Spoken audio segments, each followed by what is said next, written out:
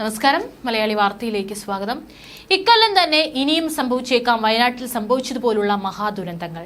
പെട്ടിമുടിയിലും പുത്തുമലയിലും കവളപ്പാറയിലും അമ്പൂരിയിലും കട്ടിപ്പാറയിലും കുട്ടിക്കലിലുമൊക്കെ സംഭവിച്ചതുപോലെയുള്ള മഹാദുരന്തങ്ങൾ ഇക്കൊല്ലം ഇനിയും സംഭവിച്ചാൽ അതിശയം വേണ്ട. കാലാവസ്ഥാ വ്യതിയാനത്തിന്റെ പ്രത്യാഘാതം കേരളത്തിൽ അത്രയേറെ വലിയ പ്രശ്നങ്ങളിലേക്ക് കടന്നു കഴിഞ്ഞിരിക്കുന്നു.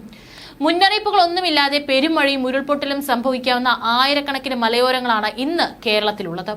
വയനാട് ദുരന്തത്തിൽ 140 പേരുടെ മൃതദേഹങ്ങൾ ഇനിയും കണ്ടുകിട്ടിയിട്ടില്ല.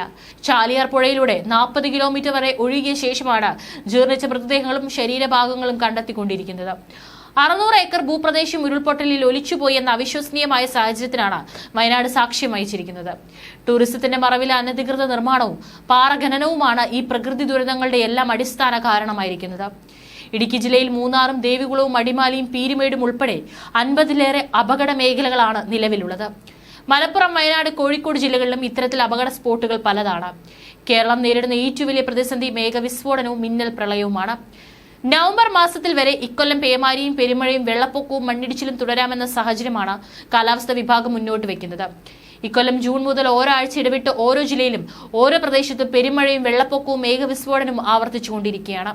കോഴിക്കോട്, വയനാട്, ഇടുക്കി ജില്ലകളിൽ മാത്രമല്ല ആലപ്പുഴ ഒഴികെയുള്ള എല്ലാ ജില്ലകളിലും പ്രകൃതി ദുരന്തങ്ങൾ വരും ദിവസങ്ങളിൽ എപ്പോൾ വേണമെങ്കിലും സംഭവിക്കാവുന്ന ഭയാനകമായ സാഹചര്യമാണ് മുന്നിലുള്ളത്. അതേസമയം ആലപ്പുഴ ജില്ലയെ ഏത് നിമിഷവും പ്രളയം വിഴുങ്ങാമെന്ന ഭീതികരമായ സാഹചര്യം മുന്നിലുണ്ട്. 2018 മുതൽ എല്ലാ വർഷവും കേരളത്തിൽ അതിഭയാനകമായ ഒരു പ്രകൃതി ദുരന്തം ആവർത്തിച്ചുകൊണ്ടിരിക്കുന്നു എന്നതാണ് സംസ്ഥാനത്തിന്റെ ഉറക്കം കെടുത്തുന്നത്. ചെറിയ പ്രദേശങ്ങൾ കേന്ദ്രീകരിച്ച് പെരുമഴയും വെള്ളപ്പൊക്കവും സംഭവിക്കുന്നു എന്നതാണ് കേരളം നേരിടുന്ന വെല്ലുവിളി. ജനങ്ങൾ തിങ്ങിപ്പാർക്കുന്ന മലയോരങ്ങളിൽ ഉരുൾപൊട്ടൽ പതിവായിരിക്കുന്നു എന്നതാണ് മറ്റൊരു പ്രധാന പരിമിതിയായിരിക്കുന്നത്. വയനാട് ജില്ലയിലെ മേപ്പാടി മുണ്ടക്കയിലെ ഉരുൾപൊട്ടലിൽ മരണം 500 കവിയുമെന്നാണ് സൂചനകൾ. ഉരുൾപൊട്ടലിൽ ആൾനാശം മാത്രമല്ല, കൃഷിയും വീടും പാലങ്ങളും ഒക്കെ തകർന്നു പോകുന്ന സാഹചര്യമാണ് കാണാനാവുക. വയനാട്ടിലുണ്ടായ മലവെള്ളപ്പാച്ചിലിൽ കള്ളാടി പുഴയ്ക്ക് കുറുകെ മുണ്ടക്കൈയും ചൂരൽമലയും തമ്മിൽ ബന്ധിപ്പിച്ചിരിക്കുന്ന പാലം അപ്പാടെ ഒലിച്ചുപോയി. അട്ടമുല, മുണ്ടക്കൈ എന്നീ പ്രദേശങ്ങളിലെ പുറം ലോകവുമായുള്ള ബന്ധം വിച്ഛേദിക്കപ്പെടുകയും 400ലേറെ കുടുംബങ്ങൾ ഒറ്റപ്പെടുകയും ചെയ്തു. ശക്തമായ ഒഴുക്കിൽ പുഴ ദിശ മാറി ഒഴുകുകയും ചൂരൽമല അങ്ങാടി മുഴുവനായി ഒലിച്ചു പോവുകയും ചെയ്തു.